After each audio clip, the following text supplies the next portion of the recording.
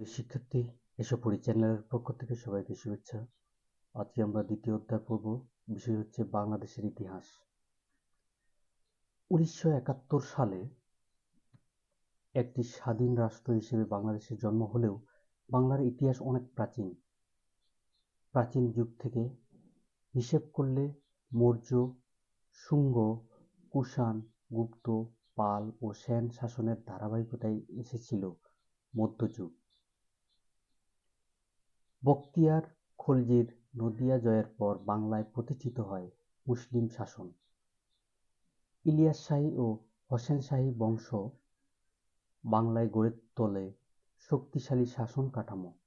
এরপর পলাশী যুদ্ধে নবাব সিরাজউদ্দৌলার পরাজয়ের পর বাংলা ও ভারতবর্ষ চলে গিয়েছিল ইংরেজদের অধীনে। তাদের হাত থেকে মুক্তির পর বর্তমান বাংলাদেশের নাম হয়েছিল পূর্ব পাকিস্তান।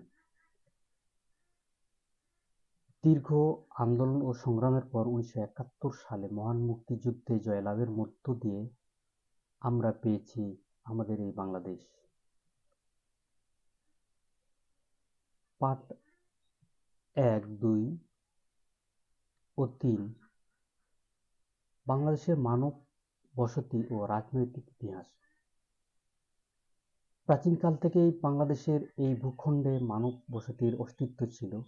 সম্প্রতি আবিষ্কৃত প্রত্ননিদর্শন থেকে প্রমাণ হয়েছে এই ভূমির প্রাচীনতা। চট্টগ্রামের রাঙ্গামাটি, সীতাকুণ্ড, কুমিল্লার লালমাই, হবিগঞ্জের চুনারুঘাট, নরসিংদীর উয়ারী বটেশ্বরে পাওয়া গিয়েছে প্রাগৈতিহাসিক যুগের হাতিয়ার। এর মধ্যে রয়েছে পাথর ও ফসিল, কাঠের হাতকুঠার, বাটালি, তীরের ফলক প্রভৃতি। এই সময়ে মানুষ বনে বাদারে ঘুরে যাযাবরের মতো জীবনযাপন করেছে।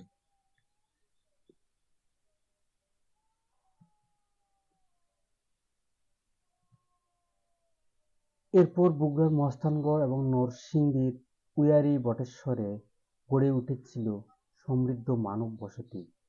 মহাস্থানগড়ে অবস্থিত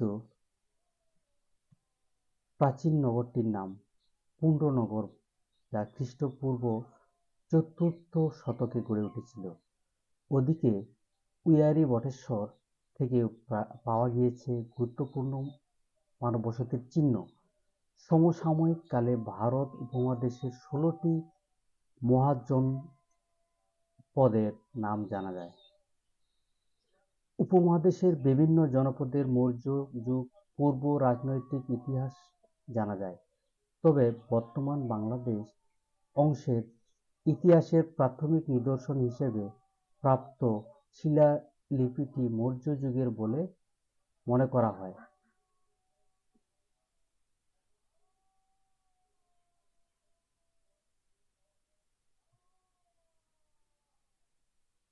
অনেকের মতে লিপিটি সম্রাট অশোকের জারিকৃত। এই শিলালিপির বিবরণ থেকে অনুমান করা হয় মৌর্য সম্রাট অশোক পুণ্ড্রনগর শাসন করেছেন।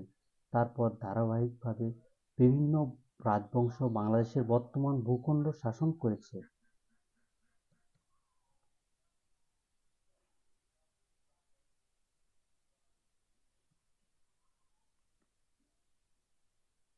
গুপ্ত যুগ। আমাদের দেশের বিস্তারিত ইতিহাস জানা গিয়েছে গুপ্ত যুগ থেকে। তারা ভারত উপমহাদেশের উত্তর অঞ্চলের শাসক ছিলেন। বাংলাদেশের উত্তরাংশে পুণ্ড্রবর্ধন ভুক্তি নামে একটি প্রদেশ গুপ্তদের শাসনাভুক্ত ছিল। আমাদের মনে রাখতে হবে, আজকের বাংলাদেশ প্রাচীনকালে একক কোনো দেশ ছিল না। বাংলাদেশের বিভিন্ন অঞ্চল তখন পুণ্ড্রবর্ধন, বঙ্গ, সমতট, গৌড়, বরেন্দ্র, হরিকেল প্রভৃতি জনপদ নামে পরিচিত ছিল। শশাঙ্ক। গুপ্ত শাসন পতনের পর কয়েকজন রাজার নাম পাওয়া যায়। পরবর্তী গুপ্ত নামে পরিচিত এই সময়কালের 3 জন বিখ্যাত রাজা ছিলেন গোপচন্দ্র, ধর্মাদিত্য ও সমাচারদের।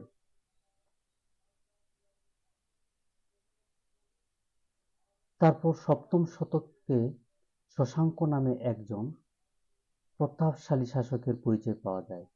তিনি গৌড়ের শাসক ছিলেন। তার উপাধি ছিল গৌড়েশ্বর। তার মৃত্যুর পর প্রায় ১০০ বছর প্রাচীন বাংলায় কোনো স্থায়ী শাসক ছিল না।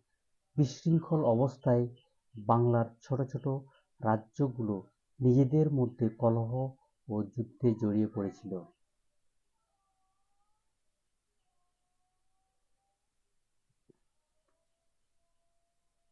পাল রাজবংশ। পাল রাজবংশ বাংলায় দীর্ঘদিন শাসন করে। এ বংশের প্রতিষ্ঠাতা ছিলেন গোপাল। তিনি মাৎস্যন্যায় তথা মাছের রাজত্বের মতো অরাজকতা দূর করে গৌড়ের সিংহাসনে বসেছিলেন। গোপালের পর ধর্মপাল, দেবপাল, রামপাল ও মহিপাল ছিলেন এ বংশের বিখ্যাত শাসক ছিলেন। পাল বংশ প্রায় ৪০০ বছর বাংলা শাসন করে। তাদের সময়কালে রাজনীতি, অর্থনীতি, স্থাপত্য, চিত্রশিল্প ও শিল্পকলায় সমৃদ্ধ হয়েছিল বাংলা। নওগাঁ জেলার বিখ্যাত পাহাড়পুর মহাবিহার পাল যুগের নিদর্শন।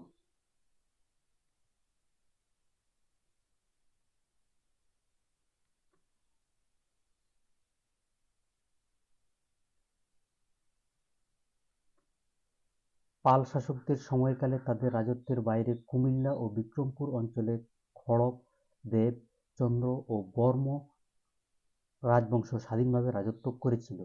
সমতট অঞ্চল নামে পরিচিত এই এলাকায় ভ্রমণ করেন চীনের বিখ্যাত পরিব্রাজক হিউয়েন সাং। তিনি এখানে ৩০টির মতো বৌদ্ধবিহার দেখতে পেয়েছিলেন।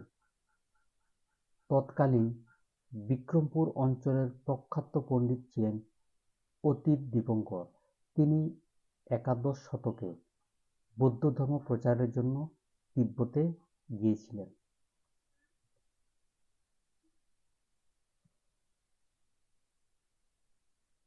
সেন রাজবংশ। ভারতের দাক্ষিণাত্যের কর্ণাটক থেকে পালদের সেনাবাহিনীতে চাকরি করার জন্য বাংলায় এসেছিল সেনারা। দুর্বল পাল রাজা মদন পালকে পরাজিত করে বিজয় সেন ক্ষমতা দখল করেন। তারপর রাজা ছিলেন বল্লাল সেন ও লক্ষণ সেন। বিজয় সেন এবং বল্লাল সেন ছিলেন শৈব সম্প্রদায়ের। পরে লক্ষণ সেন হয়ে ওঠেন বৈষ্ণব সম্প্রদায়ের অনুরাগী। লক্ষণ সেনকে পরাজিত করে তুর্কি সেনাপতি ইখতিয়ার উদ্দিন মোহাম্মদ বখতিয়ার খলজি নদিয়া জয় করেন। তবে লক্ষণ সেনের পর তার দুই ছেলে বিশ্বরূপ সেন এবং কেশব সেন বিক্রমপুর থেকে কিছুদিন এই এলাকা শাসন করেছিলেন।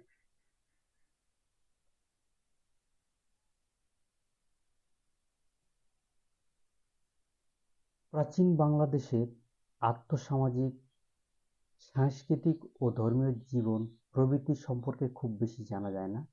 সীমিত সাহিত্য ও প্রত্নতাত্ত্বিক সূত্র থেকে কিছু তথ্য পাওয়া যায় মাত্র। আমরা পরবর্তী পাঠগুলোতে প্রাচীন বাংলাদেশের আর্থ-সামাজিক, সাংস্কৃতিক ও ধর্মীয় জীবন সম্পর্কে জানব।